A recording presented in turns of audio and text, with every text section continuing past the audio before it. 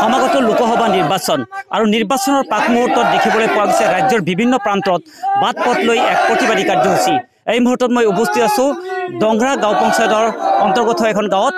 নেতা আহিছে, নেতা গৈছে, কিন্তু বিগত দিনকেইটাত এতিয়াও জৰাজীৰ্ণ অৱস্থাত আছে এইখন গাঁৱৰ এইখন পথ। যেতিয়ালৈ তেওঁলোকৰ এই বাট পথ সুচল নহ'ব তেতিয়ালৈ সমাগত নিৰ্বাচনৰ যি ভোট গ্ৰহণ সেই ভোটদানৰ পৰা তেওঁলোকে বঞ্চিত থাকিব বুলি তেওঁলোকে জানিবলৈ প্ৰতিবাদী কাৰ্যসূচী হাতত লৈছে। আৰু ইয়াতে দেখিবলৈ পোৱা গৈছে বৰ্তমানৰ চেঙা সমষ্টি আৰু আগৰ বৰপেটা সমষ্টি আৰু লোকসভা সমষ্টি, বৰ্তমানৰ যি ধুবুৰী লোকসভা সমষ্টি আৰু তেতিয়াৰ বৰপেটা লোকসভা সমষ্টিৰ যি ৰাইজ, এই ৰাইজসকলে আজি ৰাস্তালৈ প্ৰতিবাদী কাৰ্যসূচী এখন ৰেলী উলিয়াই এনেধৰণৰ প্ৰতিবাদ সাব্যস্ত কৰিছে। যেতিয়ালৈ তেওঁলোকৰ এই বাট পথৰ কাম সুচল নহয় তেতিয়ালৈ তেওঁলোকে ভোট বৰ্জন কৰিব। ভোট বৰ্জন কৰিমেই, আমাৰ ভোট নিদেও, ৰাস্তা নোহোৱাকৈ ভোট বৰ্জন কৰিমেই, ৰাস্তা নোহোৱাকৈ ভোট বৰ্জন কৰিমেই।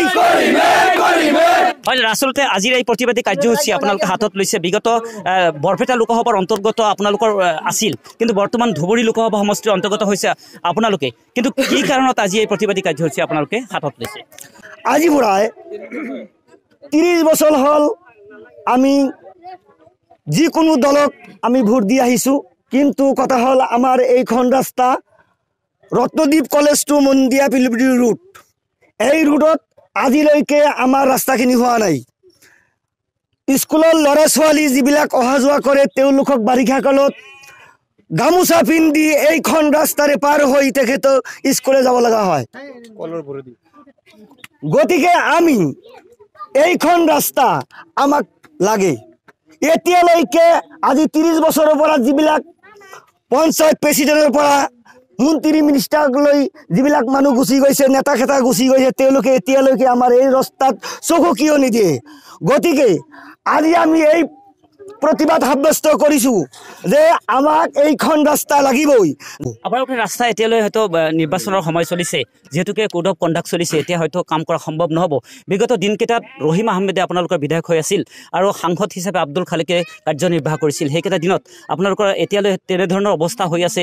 আজি কি সিদ্ধান্ত লৈছে আপোনালোকে? আজি আমি তেওঁলোকে এতিয়ালৈকে আমাক কোনো সিদ্ধান্ত দিয়া নাই। আজি কি সিদ্ধান্ত লৈছে আপোনালোকে? ভোট যেহেতু নিৰ্বাচন আহিছে, আমি সিদ্ধান্ত লৈছোঁ যে যেতিয়ালৈকে আমাৰ এই গাঁৱৰ মানুহ আমাৰ এই ৰাস্তা তেওঁলোকে নকৰে তেতিয়ালৈকে আমাৰ এই ৰাইজৰ মানুহ আমি ভোট বৰ্জন কৰিম, আমি ভোট নিদিওঁ। কাৰণ আমাৰ যদি ৰাস্তা নহয় আমি ভোট কিয় দিম? আমিতো মৌলিক অধিকাৰ, আমাৰ এইটো ৰাস্তাটো আমাৰ মৌলিক অধিকাৰ। আগন্তুক দিনত ৰাইজে কি ভাবি আছে? বৰ্তমান নিৰ্বাচন আহিছে যিহেতুকে আগন্তুক দিনলৈ কি ভাবিব? যিহেতুকে এতিয়া ধুবুৰী সমষ্টিৰ অন্তৰ্গত হৈছে, এতিয়া কি ভাবিব আপোনালোকে? ৰাজনীতিৰ কথা এতিয়া কথা হ'ল যে আমাৰ যিবিলাক ৰাইজ আছে তেওঁলোকে হয়তো কোনোবাই সকলোৱে সকলো দল কৰে। এতিয়া কথা হ'ল যে আমি এনেকুৱা কোনো ভাবা নাই, দলৰ কোনো কথা ভাবা নাই। আমাৰ দলৰ জাত পাতৰ কথা ইয়াতে নাহে। কাৰণ কিয়? আমাৰ কথা হ'ল ৰাস্তা লাগে। বিজেপি চৰকাৰ হওক, কংগ্ৰেছৰ চৰকাৰ হওক, যিকোনো চৰকাৰ হওক, আমাৰ সেইবিলাক কথা নহয়। আমাৰ কথা হ'ল যে আমি ৰাস্তা লাগে। আমাৰ যিবিলাক মানুহ ইয়াতে আছে আমি সকলো ভোটাৰ মানুহে ভোট দিয়ে।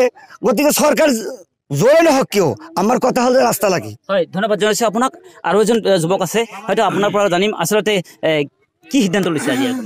আচলতে আমি সিদ্ধান্ত লৈছোঁ আৰু খুবেই পৰিতাপৰ বিষয় যে ভাৰত স্বাধীনৰ ৭৭ বছৰ পাৰ হৈ গ'ল এই ৭৭ বছৰত আমাৰ এইখন ৰাস্তাৰ অৱস্থা এনেই একেবাৰে নাজুক হৈ আছে আমি ছাত্ৰ ছাত্ৰীবিলাকে এইখন ৰাস্তাৰে যাব নোৱাৰোঁ আমাৰ এইখন অঞ্চলত বহুতো শিক্ষিত যুৱক আছে বহুতে BA পাছ কৰিছে MA পাছ কৰিছে BHC হৈছে MHC হৈছে গতিকে পৰৱৰ্তী প্ৰজন্মত অৰ্থাৎ আমাৰ লোকৰ যিবিলাক পৰৱৰ্তী প্ৰজন্ম আছে এই সন্তান সন্ততিবোৰে যাতে আমাৰ দৰে এনেকুৱা কষ্ট কৰিব নালাগে আমি হিমন্ত চৰকাৰক টানি অনুৰোধ জনাইছো হিমন্ত ছাৰে যাতে যিখন সময়ত তাৰ মানে সবকা সাথ সবকা বিকাশ এইখন মোটো লৈ পেলাই চৰকাৰে বিকাশ আগবঢ়াই আছে গতিকে তেনেস্থলত আমি একেবাৰে নিম্নমানৰ ৰাস্তাৰে আগবাঢ়ি যোৱাটো খুবেই দুখজনক বিষয় গতিকে হিমন্ত চৰকাৰে যাতে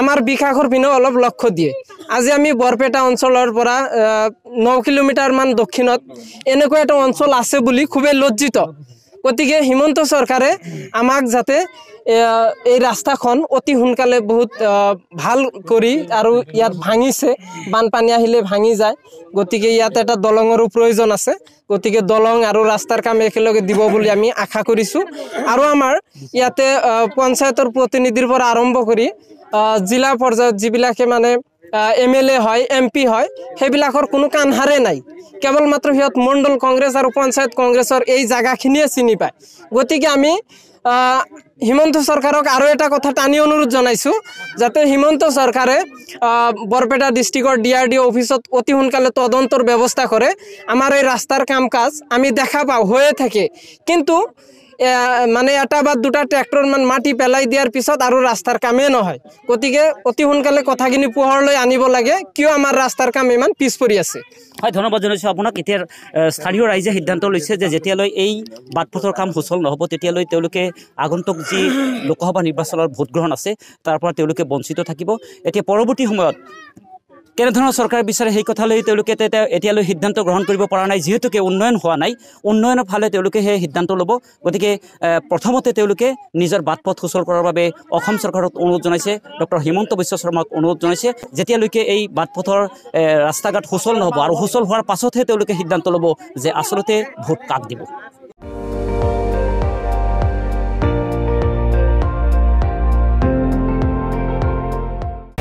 আপুনি চাই আছে ND24 সৰ্বশ্ৰেষ্ঠ নহয় সৰ্বোত্তমৰ দৌৰ